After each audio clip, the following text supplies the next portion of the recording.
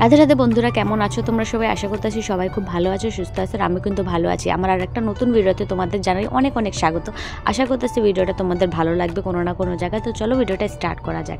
এই তো সকালবেলা আজকে সূর্যি মামা উঠলো, তো আমার সাথে সাথে তোমাদেরকেও তাদের সাথে দেখা করাই দিলাম। জানি আমাদের এদিকে সূর্যি মামা উঠলেও অন্য জায়গায় কেন না সূর্যি মামা না উঠতে পারে, কারণ শীতের দিন তো বলা যায় না বাবা কোন জায়গায় কখন সূর্যি মামা ওঠে কি না ওঠে। আর এইদিকে আমাদের বাড়িতে তোমরা যদি কোনো সময় ভিজিট করো, মানে দেখতে চাও, অবশ্যই আসতে পারো। তোমাদের নিমন্ত্রণ রইল, আসলে পরে দেখতে পারবো আমাদের বাড়িতে। আমার শাশুড়ি মা কী করে, কোনো জিনিসকে না অপচয় করতে দেয় না। যেই জিনিসটাকে যেইভাবেই হোক ব্যবহার করতেই হবে। এই যে কুল গাছটাতে মানে পাখিয়ে খাইতেছে, তো সেই কারণে কুল গাছটাকে দেখো মশারি ফশারি কাপড় টাপড় দিয়ে কত কিছু, মানে যেগুলি পড়ে থাকে কাপড়গুলি সেগুলি দিয়ে আটকায় দিছে, যাতে কুলগুলি পাখিরা না খাইতে পারে, আমার ছেলে মেয়ের যেন খাইতে পারে। মানে তার নাতি নাতনির জন্য সে রাখছে বিশেষ করে। বউ ছেলে পরে যখন নাতি নাতনি না হয় তখন কিন্তু বউ ছেলের আদর থাকে, আর যখন নাতি নাতনি হয়ে যায় তখন আর বউ ছেলের আদর থাকে না গো, তখন নাতি নাতনিরই আদর হয়ে যায়। আর বাবা মা সেটা দেখে কিন্তু খুশি হয়ে যায়। তো আমিও সেই রকমই যে আমার ছেলে মেয়ের জন্য তারা করে, তারা অনেকটা ভাবে, তো সেই আমাদেরকে ভালোবাসুক বা না বাসুক, আমার বাচ্চাদেরকে তো ভালোবাসে, তো এটা দেখে আমি অনেকটা খুশি হচ্ছি। তো এখানে আমার মেয়ে স্কুলে যাবে সকালবেলা, তো সেইগুলি সব গুছিয়ে দিচ্ছে। আর কালকে আমার কর্তামশাই না অনেক সবজি বেচতে পারে না, তো সেগুলি রাখা দিছে, আজকে আবার নিয়ে যাবে। তো এখানে আমার মেয়েকে খাওয়া দাওয়া মানে নিশ্চিন্ত হইলাম। এখন ঘরের বিছানাটা তুলবো, কারণ বাঙালি বলো যে কোনো জাতেরই বলো, আগে ঘরের বিছানা তোলা মানে একটা নিয়ম থাকে। বাসি বিছানা বেশিক্ষণ পড়ে থাকলে কিন্তু ভালো লাগে না। তো সে যতই কাজ হোক বাইরে, কিন্তু ঘরে আগে এসে আমি বাসি বিছানাটা উঠাই, তারপরে যেন মনে হয় কাজের চাপটা হালকা একটু কমলো। মানে পুরাটা তো কমে না, ওই হালকা আর কি কমে। আর শীতের দিনে তুমি হাত পাও লড়ায় যত স্পিডেই কাজ করো না কেন, সময়ের সাথে আর টেক্কা দিয়ে চলা যায় না গো। কীভাবে যে সময়টা পার হয়ে যায়, সময়টাকে ধরেও রাখা যায় না, বান্ধেও রাখা যায় না। তো সময়ের সাথে তাল মেলা চলতে গেলেও হয় না। আবার এদিকে আমার ছেলেটা না খুব বিরক্ত করে। আমি এখন আমার মেয়েটাকে ড্রেস পরাচ্ছি, ও বারবার এসে না ডিস্টার্ব করতেছে, মানে ওরও স্কুলের টাইম হয়ে যাচ্ছে। আর এদিকে কিন্তু আমারও কাজের চাপ অনেকটাই রয়েছে। কিন্তু তার আগে বলে দিই, এই ভিডিওটা না আমার মানে পৌষ পার্বণের আগের ভিডিও। ওই যে পৌষ পার্বণের ভিডিওটা করলাম, তো সেটা আপলোড দেওয়ার চক্করে না তো এটা রয়ে গেল। তো এটা আমার পেন্ডিং ভিডিও আর কি, সেটা এখন আপলোড করতেছি। তো সে যাই হোক, এখানে আমার মেয়ে এখন রেডি ফেডি হয়ে রাস্তায় বের হয়ে গেছে, এখন চলে যাবে ও স্কুলে। আর ওর সাথে ওর আরও বন্ধু বান্ধবী আছে। এই প্রথমবার মানে আমার মেয়ে হাইটে হাইটে স্কুলে যাবে, তাও আবার একা আমাদের থেকে। মানে প্রত্যেকবার তো কোথাও গেলে আমাদের সাথেই যায়, কিন্তু এবার প্রথম এই একা ওর আরেকটা নতুন পথযাত্রা শুরু হলো। আশা করতেছে ওর এই পথযাত্রাটা ওর অনেকটাই ভালো লাগবে। তো সে যাই হোক, এখন ও চলে গেছে স্কুলে। আর এখন ছেলেকে নিয়ে আমার রাখতে হবে, আর সবচেয়ে কষ্টের কাজ হচ্ছে আমার ছেলেকে রাখা, কারণ সাথে ওকেও রাখতে হবে, তার সাথে আমাকে কাজও করতে হবে। তো সেই মতো ওকে নিয়ে আমি অনেক কাজ করলাম, বাড়ির যে কাজগুলি হয় আর কি। তার সাথে এই যে আজকে বারান্দাটা আর রান্নাঘরটা লেপে ফেললাম। অনেকদিন হলো জানো তো লেপা পোছা হয় না। আর আজকে দুপুরে একটু এক জায়গায় যাবো, তো সেই কারণে সব কাজগুলি তাড়াহুড়ো করে তো শেষ করলাম। কিন্তু আজকে মনে হলো যে মানে আমার বারান্দাটা একটু লেপা দরকার, যেহেতু এখন সব কাজ শেষ হয়ে গেছে। আর কাজের ফাঁকের মধ্যেই কিন্তু কাজ করতে হয়, কাজের আশায় যে আমার এই সময়টা বের হবে তারপরেই যে আমি কাজ করবো সেটা না, তো কাজের মধ্যে দিয়ে একটু কাজ বের করতে হয়। আর এখানে আমার মেয়ে স্কুল থেকেও চলে আসছে, আর এখন যাবো এক জায়গায়। তো তার আগে দেখো আমার ছেলেটা কি করছে, মুখের অবস্থা। এখন ওকে নিয়ে যাওয়া যায় বলো তো? সে এখন আর কি করা আছে, ওকে মুখটুক পরিষ্কার করে দিয়ে তারপরে নিয়ে যেতে হবে। আর এখানে আমার কর্তামশাই চলে আসছে মাঠের থেকে, মানে বাজারে যে সবজিগুলি নিবে সেগুলিকে গুছাই দিতে হবে। এখন জানো তো প্রত্যেকদিন দুপুরের এই কাজটা হয়, মানে আমার ভিডিও করি যেহেতু, আর আমার এডিট করারই সময় হয় না।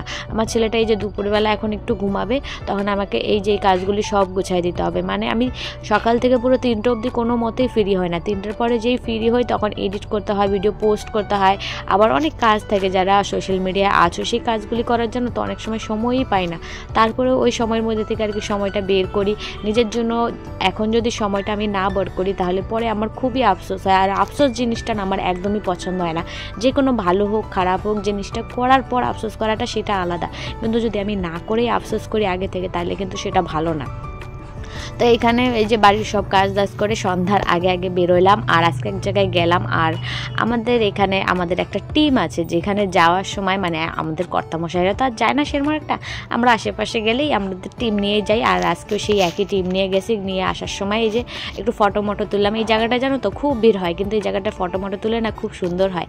আর এই জায়গার এখন যে ভিউটা আছে সেটা কিন্তু ও মাই গড, মানে শীতের দিনে এরকম ভিউ দেখা মানে একদমই মানে ভাগ্যের ব্যাপার বলতে পারো। সূর্যটা ডুবন্ত অবস্থায় কোথায় আছে।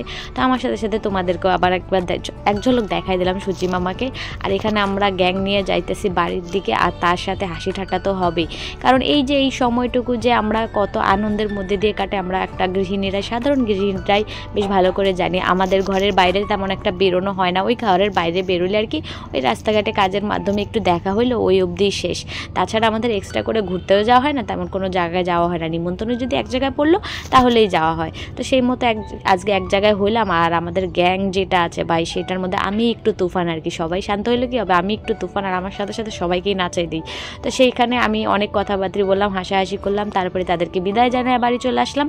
আর এখানে সন্ধ্যার প্রস্তুতি করে মানে সন্ধ্যার প্রস্তুতিটা শুরু করলাম। ওই যে বললাম যখনই গেছি তার একটু পর দিয়েই সন্ধ্যা হয়ে গেছে। আর শীতের বেলা তো সন্ধ্যা ওই বিকাল হলেই কিন্তু সন্ধ্যা হয়ে যায়, কোথাও গিয়েও শান্তি নেই, কাজ করেও শান্তি নেই, মানে কোনো দিকেই শান্তি নেই বলতে পারো। বিয়ের আগে যেমন তেমন যেই কাজটা ফেলে রাখবো মা করবেই ঠিক, কিন্তু বিয়ের পরে আর সেটা হয় না গো। বিয়ের পরে নিজের যে দায়িত্বটা যত দেরি হোক না কেন নিজেরই করতে হবে, যত কষ্ট হোকই না কেন নিজেরই করতে হবে, কারণ এটার নামই তো সংসার জীবন। সংসারটা তো আর এমনি এমনি হয় না, অনেক কিছু মানায় গুছায় নিয়ে তারপরেই সংসারটাকে করতে হয়। আর এখানে সন্ধ্যাবাতি দিয়ে রাত্রে যাব খাবার দাবার জোগান করতে, তার আগে এই যে সব মেয়েকে পড়ায় নিলাম, কারণ এটাও আমার একটা কাজের মানে রুটিনের মধ্যে পড়ে বলতে পারো এখন। আর আমার মেয়েকে যদি আমি গাইড না করি, ওর বাবা তো একদমই সময় পায় না, তো ওর বাবার আশা ছাড়লেও হবে না আর অন্যের আশা ছাড়লেও হবে না। তো এখানে আমি পড়াশোনা করা, এখানে একটু বসছি আর কি আমার এডিটের কাজে। আর এখানে আমার মেয়ে দেখো ঘরের সমস্ত বাটি নিয়ে আসছে, আর এখানে দেখো সবগুলো বাটি চড়াইয়া বসে বসে খেলতেছে।